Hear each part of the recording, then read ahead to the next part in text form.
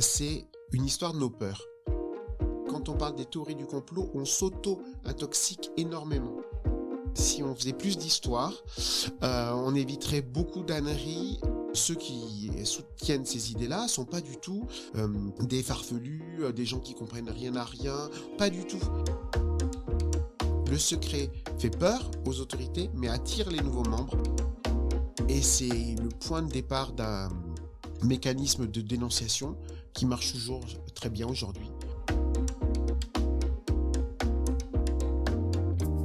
Aujourd'hui, j'ai le plaisir de recevoir Pierre-Yves Beaurepaire. Merci beaucoup Pierre-Yves d'avoir accepté mon invitation. Je suis vraiment content qu'on puisse tourner cet épisode ensemble parce que je sais que tu travailles sur un sujet qui est à la fois intriguant et fascinant. Ce sujet, c'est celui des Illuminati. Tu as réalisé un travail de recherche conséquent afin d'être en mesure de remonter à la naissance de cette société secrète et pour comprendre comment elle est aujourd'hui associée aux théories complotistes que l'on connaît. Alors dans cet épisode, on va aborder plein de thèmes passionnants. On va notamment parler des sociétés secrètes, on va parler des informations, on va parler de théories du complot. Mais avant de commencer, je te présente rapidement. Donc, toi, tu es professeur d'histoire moderne à l'Université Côte d'Azur. Alors l'histoire moderne, si je dis pas de bêtises, ça va de la fin du Moyen-Âge jusqu'au début de la Renaissance. Tu es aussi membre de l'Institut universitaire de France et tu as publié de nombreux ouvrages, dont dernièrement Les Illuminati, de la société secrète aux théories du complot, dont on va beaucoup parler aujourd'hui. Mais avant ça, je voulais te demander, pourquoi toi tu as voulu devenir historien et comment t'en es arrivé à t'intéresser aux sociétés secrètes ? Alors oui, c'est toujours une question qu'on pose aux enseignants en histoire. Moi, je dis plus facilement que je fais de l'histoire ou que j'enseigne l'histoire que d'être historien, parce que c'est souvent prétentieux de dire historien. Et si on regarde d'ailleurs tous ceux qui proposent des émissions télé ou radio, ils se disent souvent historiens quand ils ne sont pas historiens. Donc l'histoire apprend à être modeste parce qu'on sait la plupart du temps que on ne sait pas grand-chose, qu'il reste énormément à découvrir, que c'est un chantier en marche en permanence. Moi, j'ai toujours aimé l'histoire depuis l'école primaire, où on découvrait à l'époque les châteaux forts, le Moyen-Âge, et puis au collège, j'ai beaucoup aimé l'histoire. J'ai eu une super prof en troisième. On a tous été marqués, qu'on soit enseignant ou pas, par des enseignants, par des questions qu'on aimait tout particulièrement. Moi, je me souviens encore, alors que ça remonte il y a quelques années maintenant, un cours sur la Révolution russe. Alors c'est très loin de ce que je fais, avec la nouvelle politique économique de Lénine, etc. Elle réussissait à rendre ça passionnant. Et voilà, c'est un peu né de ça. J'ai fait différentes choses avant. Puis un beau jour, je me suis dit non, c'est de l'histoire que je veux faire. Et l'histoire moderne, c'est venu un peu par hasard. C'est souvent les rencontres. Je dis souvent ça aux étudiants. Il faut pas vous arrêter tout de suite à un projet trop défini, trop carcan. Il faut prendre le temps de voir les sujets qui plaisent. Moi, j'aimais beaucoup l'histoire antique. J'aimais beaucoup aussi l'histoire médiévale. Et puis, je suis allé voir un professeur quand j'étais en année de maîtrise, l'équivalent du Master 1 aujourd'hui. Et il m'avait proposé un sujet qui m'a pas du tout emballé. Et je me suis dit, je vais aller taper à la porte d'à côté en histoire moderne. On avait un professeur, Michel Morino, qui est décédé aujourd'hui, mais qui faisait l'histoire globale à l'époque où pas grand monde en faisait, qui nous faisait rêver en cours parce qu'on parlait des Indes orientales en partant vers les trésors des Amériques, etc. Enfin, on voyageait à chaque cours. Et je lui ai proposé un sujet d'histoire sur le siècle des Lumières. Il a tout de suite dit oui. Et voilà, 30 ans après, je fais toujours ça.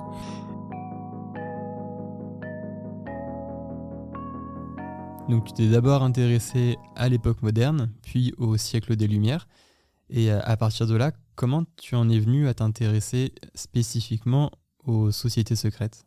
Oui, alors c'est venu indirectement, c'est-à-dire que mes premiers travaux, c'était sur la franc-maçonnerie au siècle des Lumières, qui est la forme de sociabilité par excellence. L'avantage, c'est qu'on les trouve partout, sans perspective complotiste, bien sûr, aussi bien dans les plus petites villes de France, dans des bourgs. Enfin, vraiment, c'est un phénomène massif au XVIIIe siècle.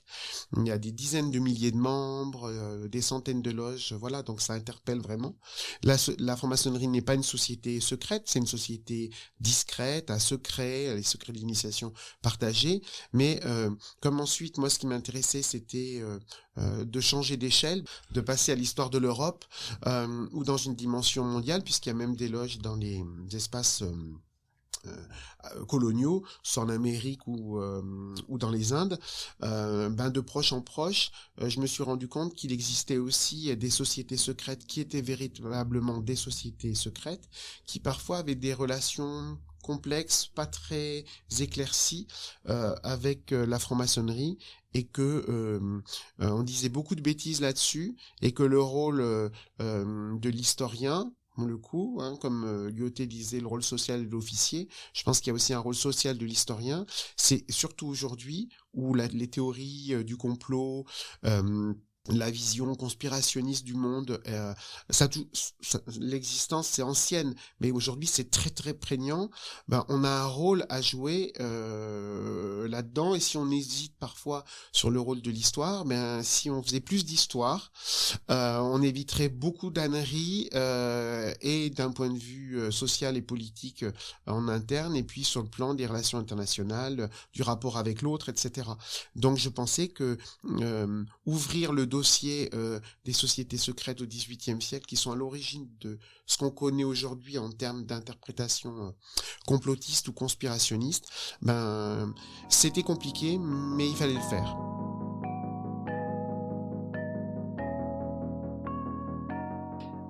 Moi, il y a quelque chose qui m'a marqué dans ce livre. À un moment, tu cites une enquête, donc Complotisme 2019.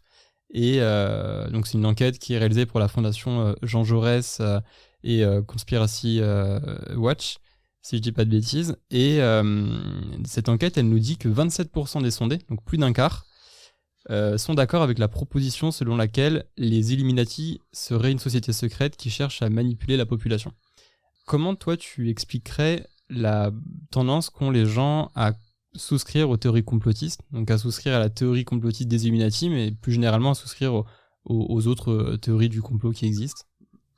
Merci Guillaume, oui, effectivement, je pense que c'est une question très intéressante. Moi aussi, j'ai été frappé par ces résultats. J'ai eu l'occasion d'en discuter avec Rudi Reichstadt, qui s'occupe justement de cet observatoire du conspirationnisme, qui est Conspiracy Watch. C'est effectivement une enquête vraiment faite dans les règles de l'art, etc., vraiment approfondie, qui est faite régulièrement aussi, et on voit comment ça augmente cette croyance aux théories du complot.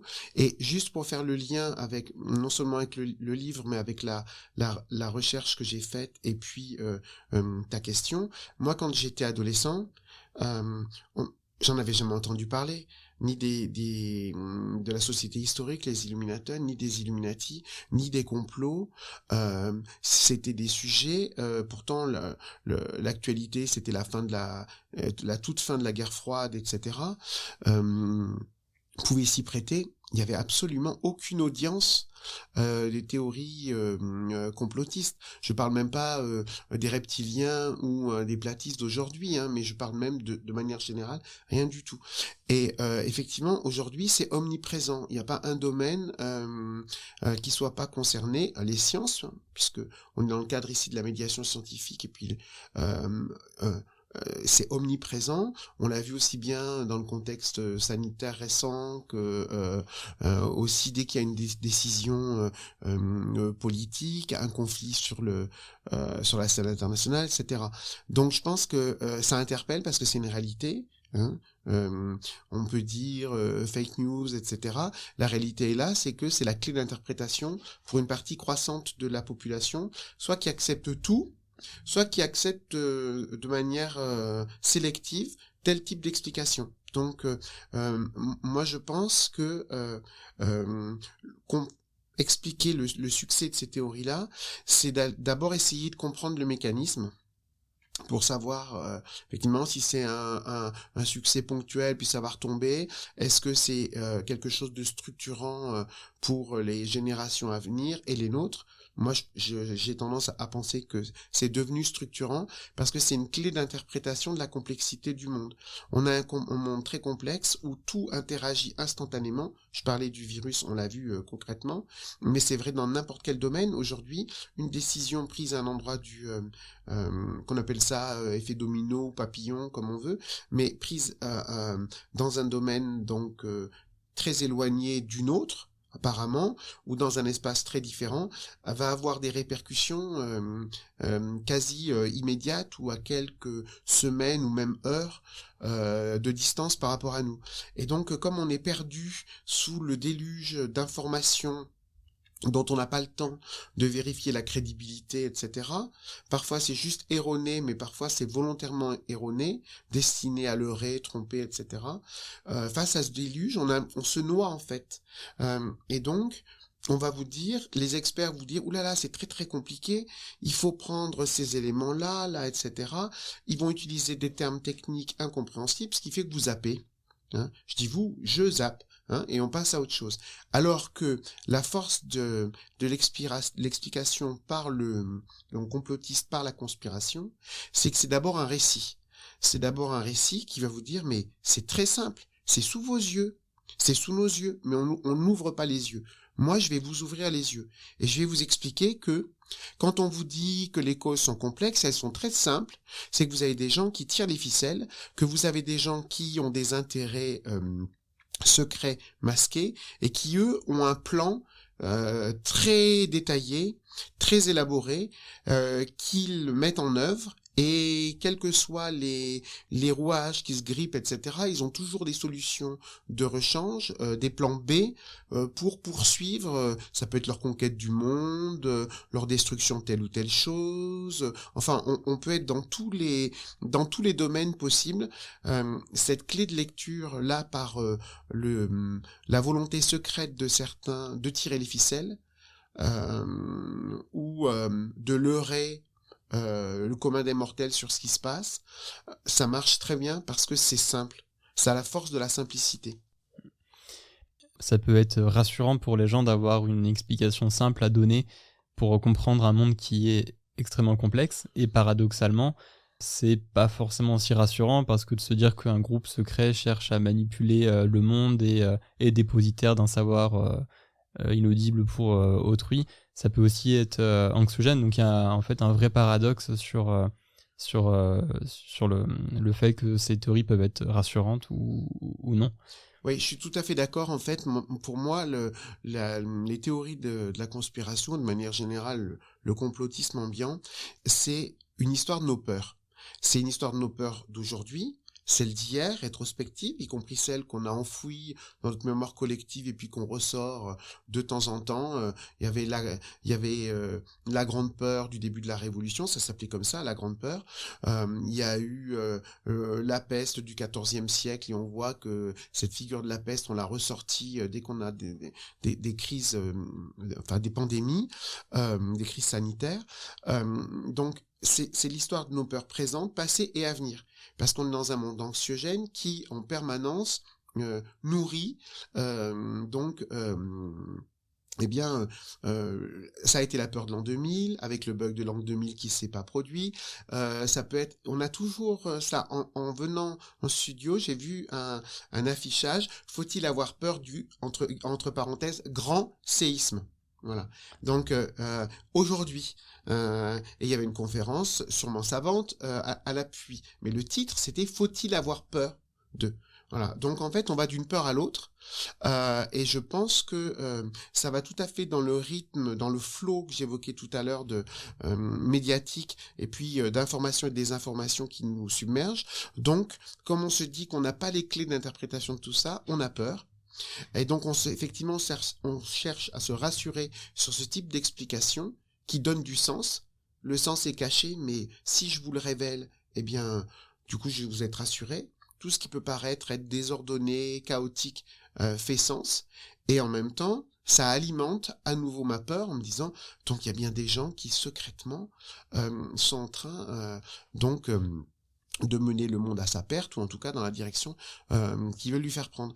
Et donc effectivement, c'est totalement paradoxal, mais il y a un phénomène d'auto-entretien. J'ai peur, donc je veux me rassurer. En me rassurant, si je mets au jour une société secrète, des savoirs qui me sont inaccessibles, etc., je vais avoir peur à nouveau d'être manipulé, d'être la victime de leur conspiration, etc., et ainsi de suite. Et donc, ça crée, il y a une sorte d'auto-entretien de ce caractère anxiogène du monde dans lequel nous vivons.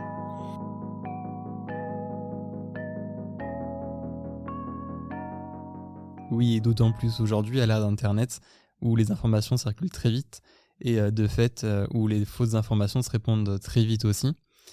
Il y a un mécanisme qui s'appelle la bulle de filtre, qui désigne le fait que les algorithmes soumettent aux internautes des recommandations de contenu en lien avec les pages consultées antérieurement, et donc susceptibles de les intéresser, ce qui a comme conséquence d'enfermer les gens dans leurs croyances, ou fausses croyances. Est-ce que pour autant on peut dire que la tendance à adhérer à des théories complotistes est propre à notre époque, ou est-ce que ce phénomène existait déjà à l'époque moderne, par exemple ? Alors moi je crois deux choses. D'abord, effectivement, cette dimension de bulle de filtre, elle est vraiment, il faut l'avoir en tête quand on réfléchit aux théories du complot et à leur diffusion, parce que la théorie c'est une chose, mais ce qui importe c'est la diffusion, le relais, la transmission, la réactivation. Et je pense que ça c'est un phénomène ancien. Non seulement la théorie du complot, mais aussi cette dimension de bulle de filtre, c'est-à-dire que c'est facile. Alors encore plus aujourd'hui avec les réseaux sociaux, pas simplement Internet, mais les réseaux sociaux en soi, de bloquer ceux dont on n'aime pas les commentaires, de rechercher avant tout ceux qui vont dans notre sens, etc. Et donc en fait, on a des sortes de petites communautés qui s'isolent les unes des autres, voire des gens qui sont eux-mêmes totalement isolés de leur environnement immédiat. Et ça, c'est pas nouveau. C'est pas nouveau parce que dans les logiques, par exemple, de la fin du siècle des Lumières, on a déjà ces fonctionnements de type communautaire. Alors, soit ce sont des communautés idéologiques, soit sans parler d'idéologie, des communautés de pensée, et on a aussi des groupes sociaux à l'époque qui sont très hiérarchisés, très marqués, et même si il y a des phénomènes transversaux d'échange, et puis il y a un espace public qui se construit, c'est aussi souvent plus facile de se retrouver entre soi, hein, et d'écouter simplement ou d'échanger avec ceux qui pensent la même chose que soi. Et donc ça, je pense que c'est quelque chose d'ancien et que ça s'est révélé vraiment structurant pour ce type de lecture. Et ensuite, pour la deuxième partie de ta question, oui, c'est un phénomène ancien, et c'est ça moi qui m'a semblé absolument saisissant, parce que le phénomène est ancien, il a 2 siècles et demi, hein, pour moi ce que j'étudie. Après, on peut trouver des phénomènes encore plus anciens, mais disons déjà proches de 2 siècles et demi, donc c'est à la fois très long, très court, parce qu'en réalité, les mécanismes sont exactement les mêmes qu'aujourd'hui.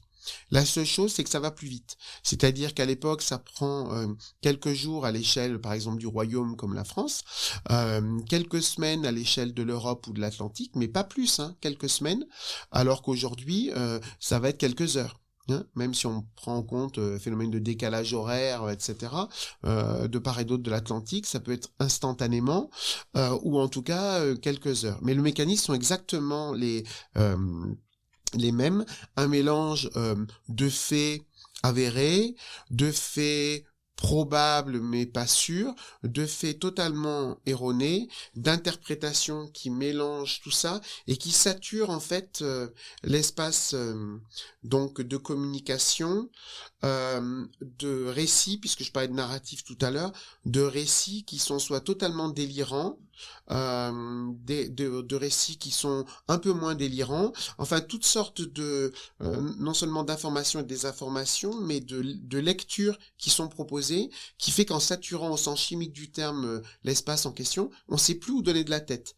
On sait plus où donner de la tête, et puis finalement, s'il y avait une version authentique, comme elle est mêlée, elle est mélangée avec des dizaines d'autres, c'est comme chercher vraiment dans ce fatras d'informations, la perle rare, et on la trouvera jamais.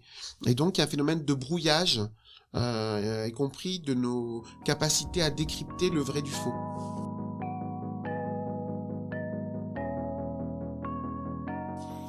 Et il y a un sujet en particulier où il y a beaucoup de vrais et de faux qui se mêlent, et beaucoup de faux pour le coup, c'est le sujet des Illuminati sur lequel tu as travaillé.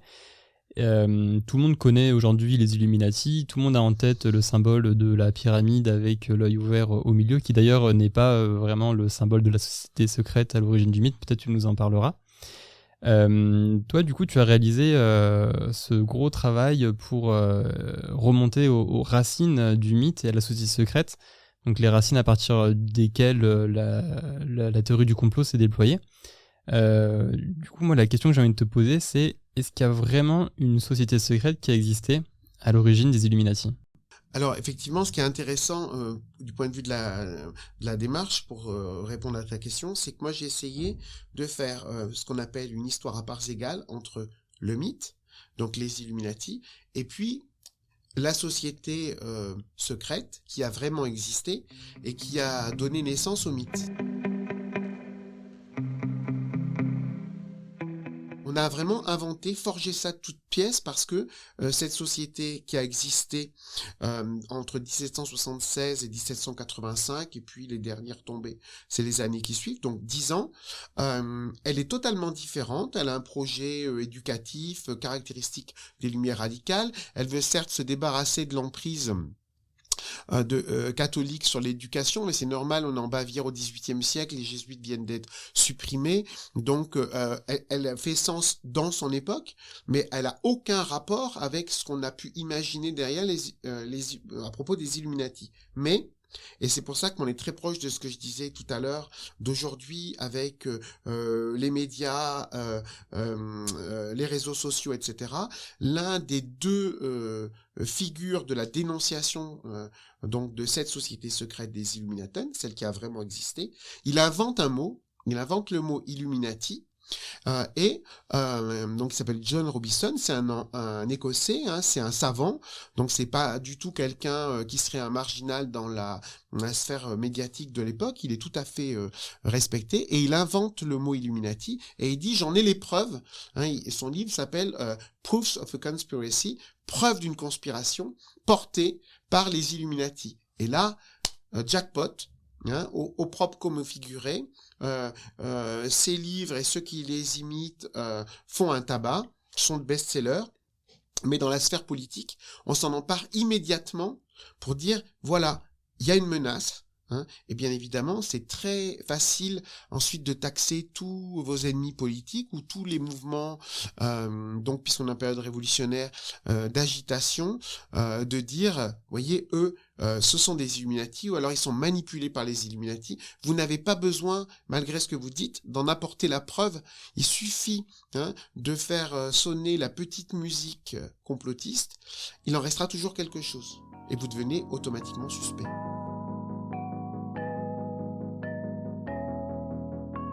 Les théories complotistes autour des Illuminati ont pas grand-chose à voir avec la société secrète que tu dessines et qui a, elle, vraiment existé.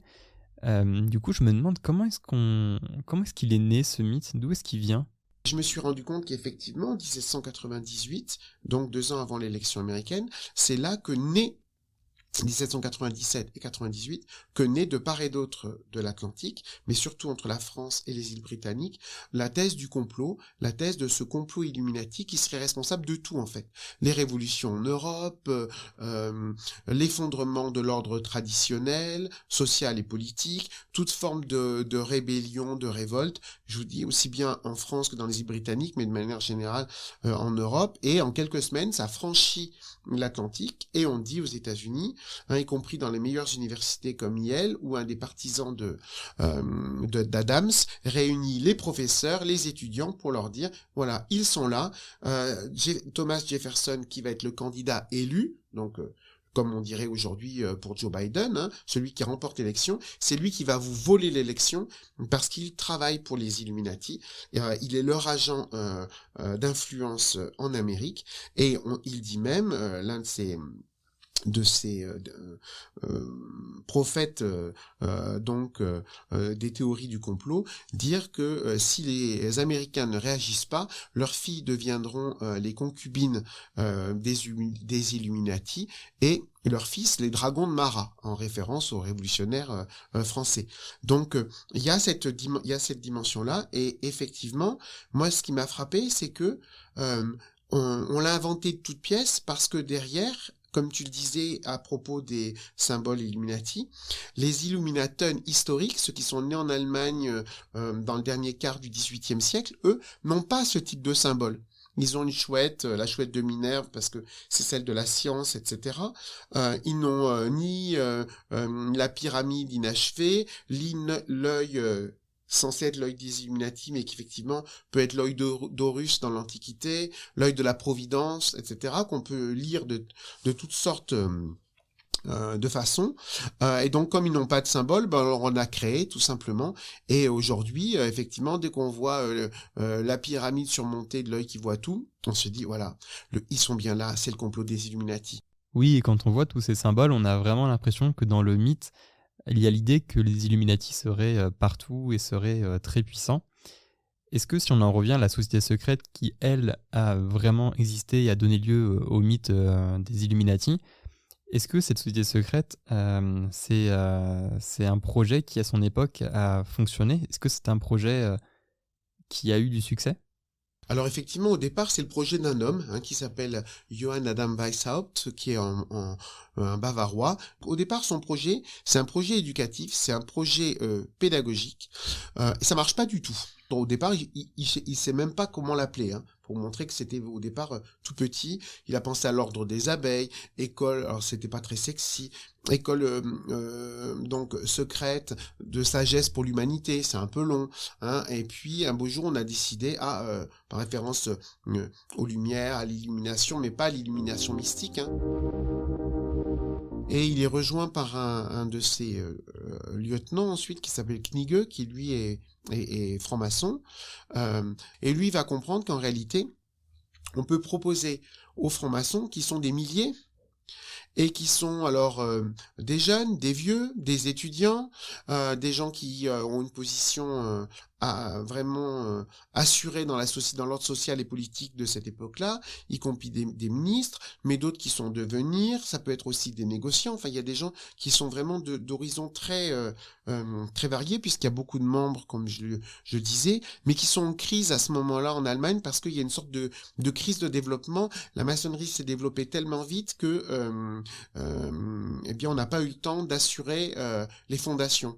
Donc il y a un certain nombre de systèmes qui sont maçonniques qui sont en conflit les uns avec les autres, et il dit mais on peut tout simplement, alors c'est vraiment de l'opportunisme, on peut en profiter pour aller recruter des membres pour les Illuminatons dans les loges maçonniques, parfois même créer de fausses loges maçonniques, tout simplement pour que les nouveaux adeptes croient qu'ils vont entrer dans une loge maçonnique et qu'en fait cette loge sera contrôlée par les Illuminatons. En fait, vous allez avoir des profils très variés.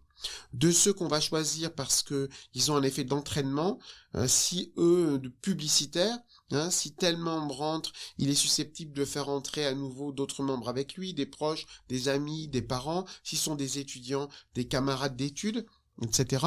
Puisqu'une des caractéristiques des Illuminatons qu'on ne trouve pas dans la plupart des ordres secrets à cette époque-là, c'est que le novice, celui qui vient d'entrer, peut lui-même proposer de nouveaux membres. Donc il y a vraiment une volonté de course aux effectifs pour grandir très vite, et ça sera une réussite parce que autant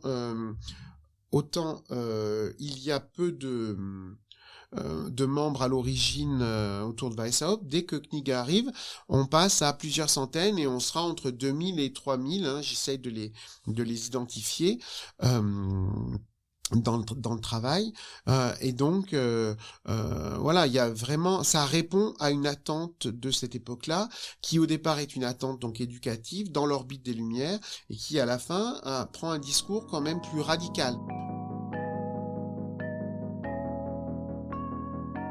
Et bien qu'il y avait de plus en plus d'adeptes, pour autant, l'ordre des Illuminaten était un ordre secret. Qu'est-ce qui en faisait justement un ordre secret ? Là, il y a vraiment une société secrète. Elle est secrète par son fonctionnement, puisque elle est organisée en classes, en ordres, qui se connaissent pas les uns les autres. Donc là, il y a une dimension qui est clairement une dimension secrète comme mode de fonctionnement. Chaque membre a un nom d'ordre, c'est-à-dire un nom de code, si vous voulez. Par exemple, Weishaupt se nomme Spartacus. On dit bien aussi le côté combatif du personnage. Hein. Donc ça fonctionne comme ça. Le secret aussi, il se rend compte que c'est un argument publicitaire.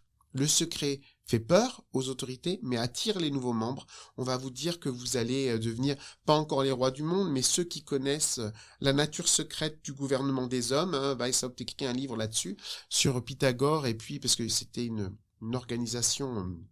dans l'Antiquité, les pythagoriciens, ou même on disait une secte religieuse qui avait cette dimension du goût pour le secret, hein, et de la réflexion sur le secret comme outil politique. Donc il y a cette dimension-là aussi qui est totalement, par exemple, inexistante dans la franc-maçonnerie.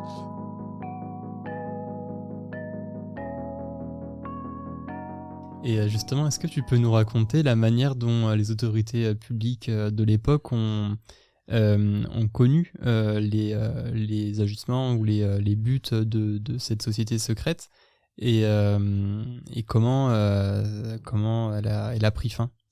Effectivement, ça c'est une question intéressante parce que, là aussi, très moderne, parce que ça fait appel à l'opinion. On prend le tribunal de l'opinion, comme on dit déjà au XVIIIe siècle, à partie, de part et d'autre, pour autant comme un juge que comme un arbitre, hein, pour décider qui a les intentions pures ou au contraire a un agenda secret, un agenda caché et des ambitions tout à fait détestables. Et ça, je pense que c'est une rupture avec ce qui se passait avant, parce que même pour les autorités politiques, auparavant, quand il y avait une affaire de ce genre-là, on l'étouffait. On l'étouffait, alors que là, on décide de la dévoiler au public.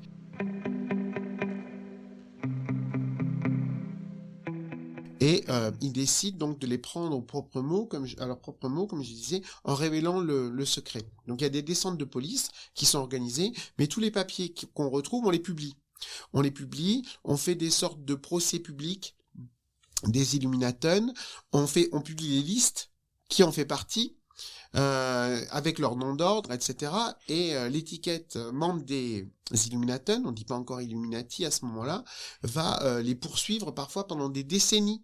Hein, puisqu'ils sont souvent jeunes, 20 ou 30 ans après, on dira, ah oui, dans sa jeunesse, dans son jeune temps, il a été membre des Illuminaten, comme on dira après, quand il était jeune, il a été membre du Parti communiste dans la période de la guerre froide, ou alors un compagnon de route du Parti communiste, etc.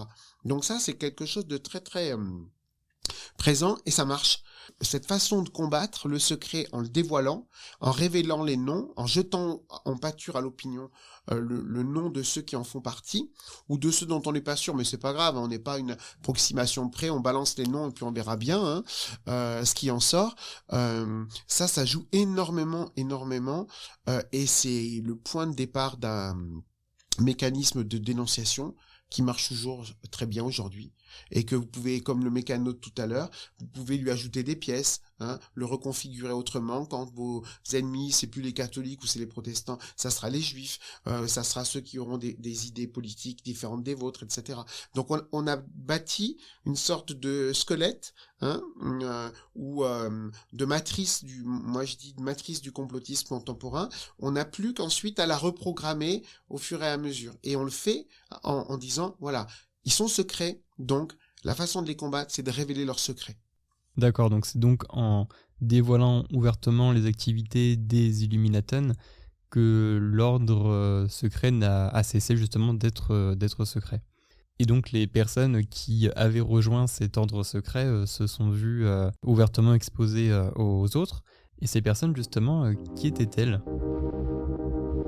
Ceux qui soutiennent ces idées-là sont pas du tout des farfelus, des gens qui comprennent rien à rien, ou qui ont un tout petit nombre de, on peut pas dire illuminés puisqu'on parle des Illuminati, mais de gens dont on se dirait tout va pas bien dans leur tête, pas du tout. Et je pense que là aussi, une dimension essentielle, c'est de prendre au sérieux non seulement les théories, mais les gens qui les créent et les diffusent. Parce que si on déneigne en disant le platiste ou le reptilien il est vraiment idiot, etc. Si vous voyez le côté ironique de se dire si la personne en question réfléchissait 2 secondes, il le dirait pas. Ça, je pense que ça renforce encore plus les gens qui croient à ces thèses-là en disant, voyez, ils nous snobent, ils nous prennent pas au sérieux.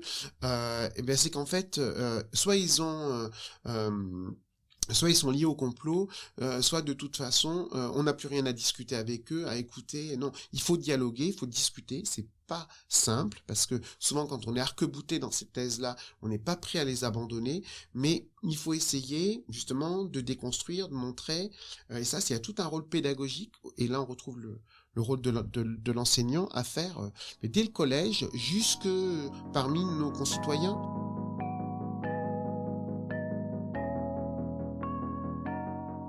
Il y a plusieurs choses qu'on a dit sur l'ordre secret des Illuminaten qui m'ont fait penser à une secte. Alors je ne sais pas si la comparaison est pertinente ou non, mais par exemple dans le fait qu'ils prétendent détenir une vérité qui se voudrait universelle et cachée, ou dans le fait qu'il y ait un système de parrainage au niveau des membres. Alors le terme parrainage est sûrement pas très adapté, mais voilà, il y a plusieurs choses qui me font penser à une secte. Moi, je pense que la comparaison pose pas du tout de problème parce qu'en fait, même si là on est dans l'Allemagne catholique, l'Allemagne est en grande majorité protestante et bien évidemment, eux, il y a une infinité de sensibilité dans le protestantisme qui fait qu'à l'époque, on utilise fréquemment le terme de secte et on le voit bien aujourd'hui, même pour la France, quand nous on estime que certains mouvements sont des sectes, aux États-Unis, on va dire ce sont des églises. Voilà, donc il faut pas y avoir effectivement de scrupules à utiliser le terme pour comprendre le fonctionnement de type effectivement sectaire avec un gourou, etc. Parce que c'est ce que veut vraiment être Weishaupt.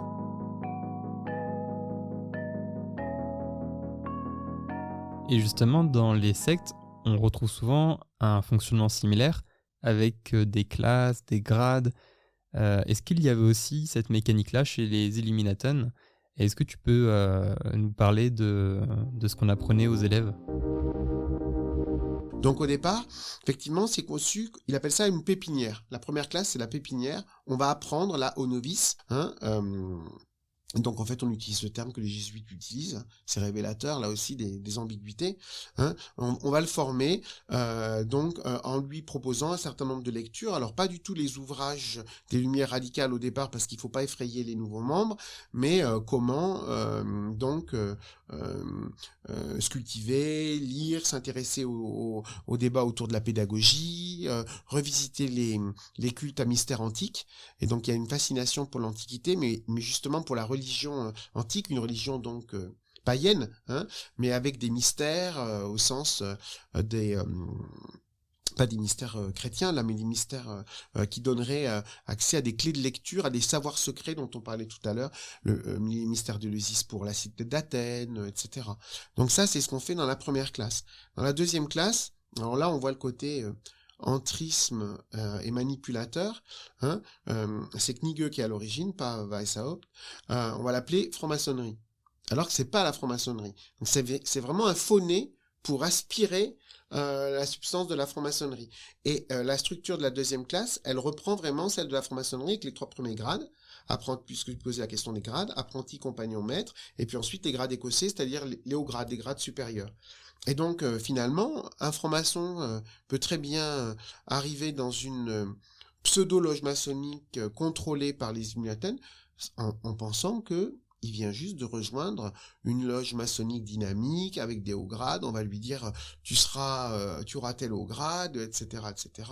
Et donc pour lui, tout à fait la dimension chevaleresque de la maçonnerie avec beaucoup de son et lumière et de décors propres au XVIIIe siècle, et il se rend absolument compte de rien. Et puis la troisième classe, beaucoup plus petite, mais celle des dirigeants, avec des grades là aussi qui ont interrogé quand même les autorités, parce que ça peut être mage, régent, prince, prêtre, Alors on va se dire, en fait, ils sont en train de créer une société de substitution à la tête de l'ordre, avec un ordre, avec une direction secrète qu'on appelle l'aréopage. Là aussi, la référence encore à l'Antiquité.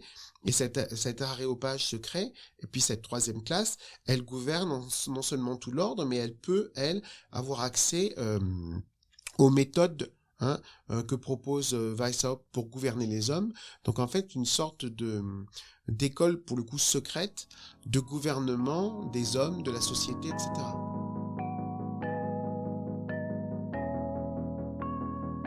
Si je fais un bond de plus de 2 siècles, pour arriver à aujourd'hui, ce qu'on peut voir, c'est que les informations qui circulent concernant les Illuminati, ou même de manière générale relevant des théories complotistes, ces informations, elles relèvent souvent de vidéos artisanales, de posts sur les réseaux sociaux partagés en masse, elles fournissent des théories simples, mais qui seraient capables de tout expliquer. C'est des informations qui s'échangent rapidement, qui ne s'appuient sur aucune donnée sourcée, qui sont décontextualisées, etc.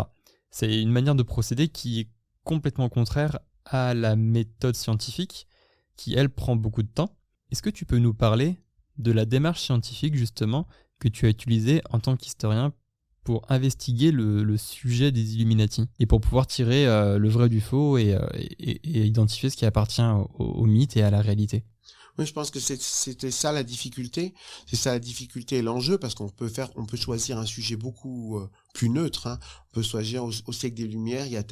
C'est tellement vaste, ça concerne tous les domaines. Donc, il y avait une prise de risque, comme on dit en termes scientifiques, mais volontaire de ma part, de se dire, après tout, il faut prendre les choses au sérieux, puisque la société secrète, elle existe.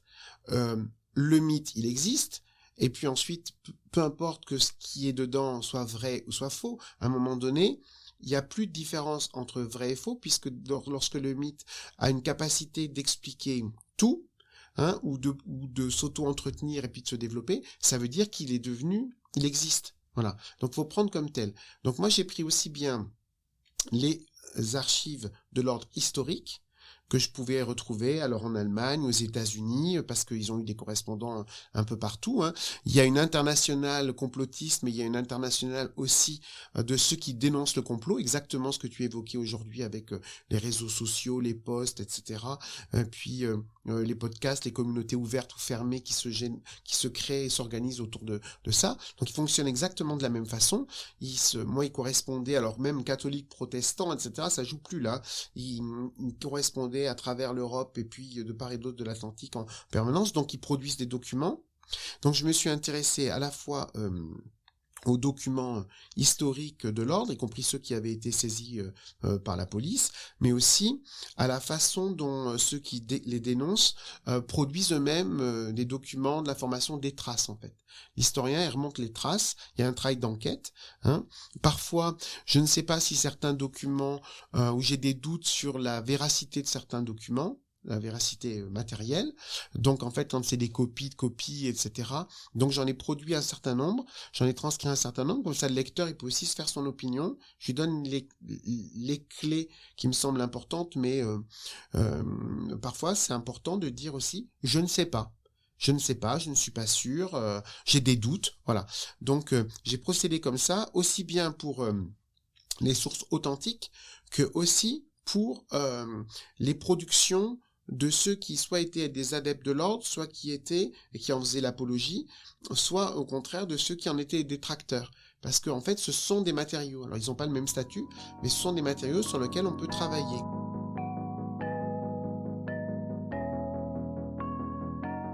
Pour conclure le podcast, est-ce que toi, Pierre-Yves, tu aurais des recommandations de livres ou de films, de séries pour approfondir le sujet des théories du complot, ou même plus globalement, plus généralement, pour donner envie aux gens de s'intéresser à l'histoire?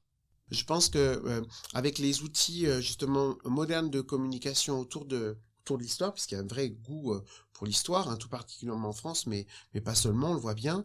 Il y a aussi une façon, ça permet aussi de comprendre finalement quels sont les outils de l'historien et de voir comment finalement en ouvrant la boîte à outils, on peut soi-même dire je préfère ça, etc.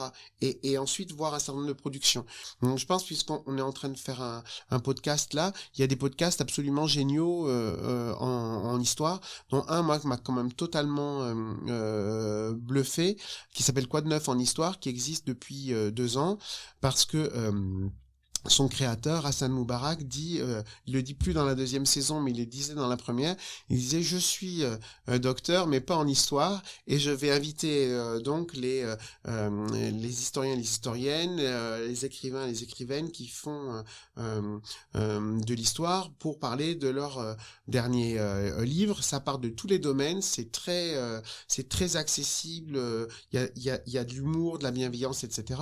Et il est quand même docteur en cardiologie. Alors je me dis, moi si je me lançais dans la cardiologie, je suis pas sûr que j'aurais beaucoup de succès. Donc je suis assez bluffé parce que ça prouve que on a des outils qui permettent aussi de faire sortir l'histoire universitaire et académique, puisque ce sont vraiment des ouvrages savants, originaux qui sont présentés, qui viennent de sortir en direction du public, et que ça marche très bien.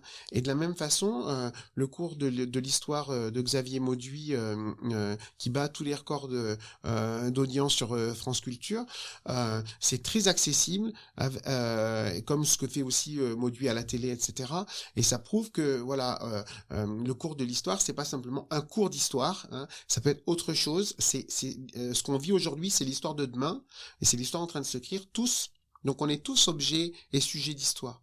Et l'histoire, c'est pas simplement des dates qu'on apprend par cœur, etc. C'est du vivant. Donc ça, je pense que c'est des supports qui s'y prêtent bien. C'est pour ça que moi aussi, je trouve que tout ce qui est roman historique, émission sur l'histoire, je sais que tous mes confrères universitaires partagent pas ce point de vue. Mais moi, je pense que c'est une bonne chose. Parce que ensuite, il faut pas il faut pas tromper les gens. C'est-à-dire qu'il faut dire quand c'est de la vulgarisation, c'est de la vulgarisation, mais vulgarisation, ça peut être au très bon sens du terme. Quand c'est un discours savant pour une conférence savante, c'est autre chose, mais ça veut pas dire pour autant que ça doit rester incompréhensible. Voilà. Moi, je pense que la matière et le sujet est assez large pour intéresser tout le monde, s'adresser à tous les publics.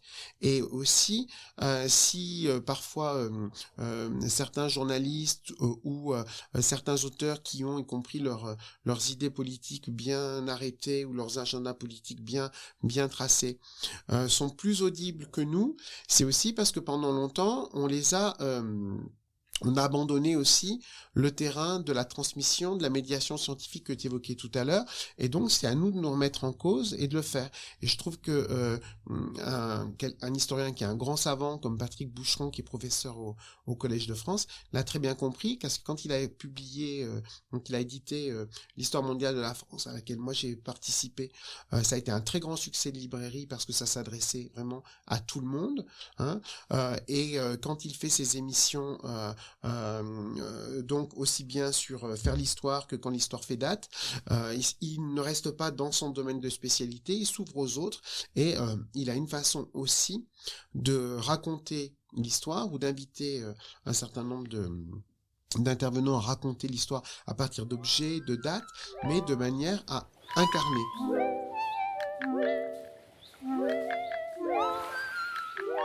Un grand merci Pierre-Yves d'avoir pris le temps de partager avec nous ton expertise scientifique sur le sujet des Illuminati. Je le rappelle, tu es professeur d'histoire moderne au Centre de la Méditerranée moderne et contemporaine à l'Université Côte d'Azur, et tu as publié aux éditions Talendier le livre Les Illuminati de la société secrète aux théories du complot. Livre que je recommande vivement pour tous ceux et celles qui souhaitent approfondir le sujet dont on a parlé dans cet épisode. Merci Pierre-Yves. Merci Guillaume pour ton invitation, pour les échanges, et puis moi aussi je souhaite le meilleur à cette série d'enregistrements, parce que la dimension de médiation scientifique et puis d'échange autour de la science en train de se faire, elle se fait pas en vase clos, mais en direction de nos publics. Je pense que c'est une mission fondamentale de l'université.